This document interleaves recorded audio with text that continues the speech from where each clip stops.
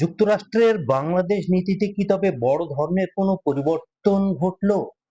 বহুদিনের কূটনৈতিক স্নায়ুযুদ্ধ আর জটিল সব সমীকরণের পর হঠাৎ করেই হিসাব বদলে যাওয়ার সংকেত মিলছে। ট্রাম্প প্রশাসনের প্রতিনিধি সার্জিও গরের সফর শেষ হতেই চমকপ্রদ তথ্য সামনে এসেছে। বাংলাদেশের নতুন একাধিক সম্ভাবনাময় খাতে বিপুল বিনিয়োগের বার্তা দিয়েছে ওয়াশিংটন।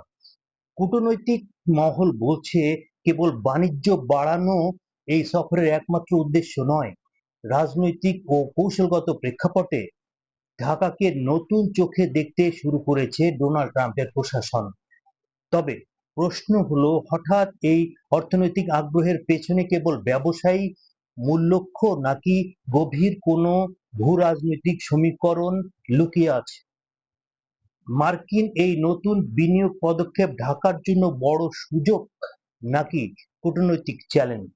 কমেন্টে আপনার মতামত এবং বিশ্লেষণ জানান। আর এই ধরনের ভূ রাজনৈতিক ঘটনার আপডেট পেতে আমার পেজটি ফলো দিয়ে রাখুন। ধন্যবাদ।